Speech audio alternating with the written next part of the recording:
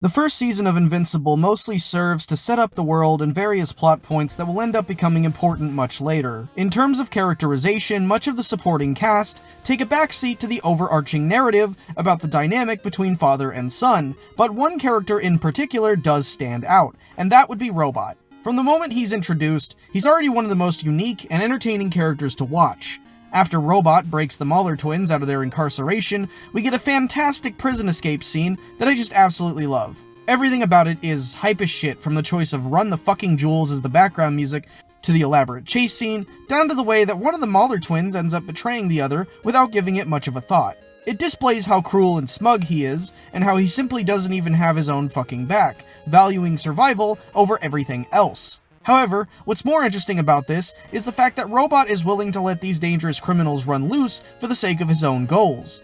Despite the fact that they are totally content with taking the lives of others, he considers this a small price to pay, much in the same fashion as Cecil. However, the difference seems to be that Cecil's actions are always for the greater good of humanity, sacrificing the few to save the many. But Robot's motivations are entirely self-serving. He freed the Mauler twins in order to give himself a body, and while he might have done this with the intention of hopefully getting closer to Monster Girl, he isn't doing this for her well-being. It is entirely his own, down to the fact that he literally took DNA from Rex in order to do so.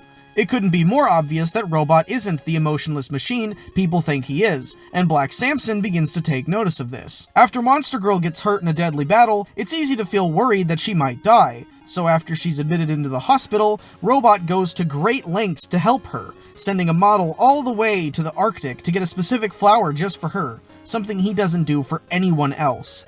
It's a touching moment that I think gives you a deeper understanding of Robot's motivations, but it also shows his biases and generally irrational actions. He might care for Monster Girl, but his motivations are still indisputably selfish and questionable.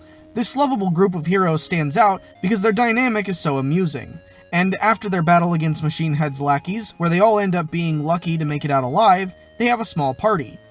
It's pretty cute, especially since Black Samson, who previously bickered with Rex, is finally letting loose and just going with it. It's so easy to get attached to them, and it's why I was so worried seeing them get absolutely demolished by Battle Beast. But even in these wholesome scenes, Robot still brings an unsettling and sinister tone to it. I wouldn't be recovered if it wasn't for you.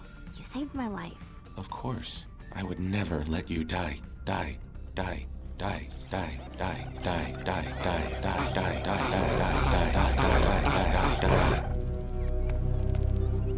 My apologies. A small programming error. It couldn't be more clear that even though he does seem to show emotion, Robot just simply doesn't fit in. He doesn't understand them, and because of that, they don't take him very seriously.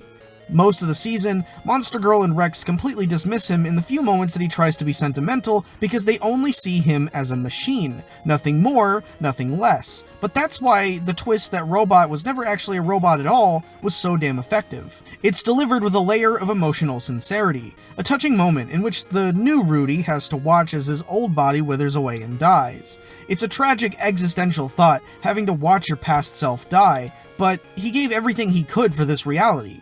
He met someone he cared about deeply and wanted to get closer to, so much so that he sacrificed everything for it. Even if he couldn't live a happy life, he died content knowing that his clone would get to, and in turn, put a significant weight on his own shoulders to live the life he never could.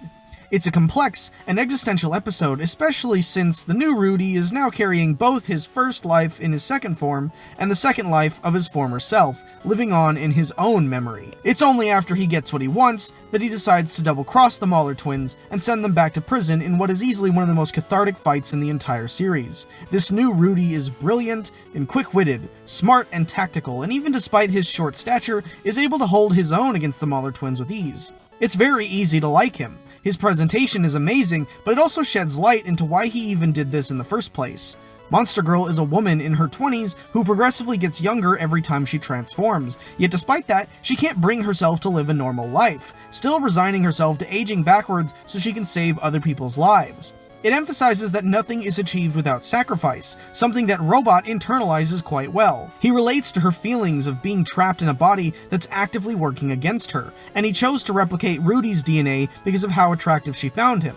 He curated a perfect form just for her, and when the crew finds out about this, the tone completely changes from bittersweet to comedic in nature.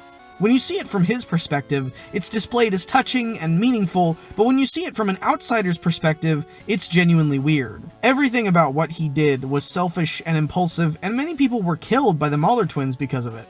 Embodying the teenage body of an adult man so you can get with an adult woman stuck in the body of a teenage girl is creepy as hell, especially since he did it without Rudy's consent, and that's mainly why Monster Girl felt so put off by it, but at the same time, she's really conflicted. Nobody ever really put in this much effort for her, and considering he literally saved her life prior to this, it's hard not to feel touched. It's the first time someone has not only understood Monster Girl, but gone to great lengths to prove that he values her, even if it was a very scummy and underhanded method of doing so.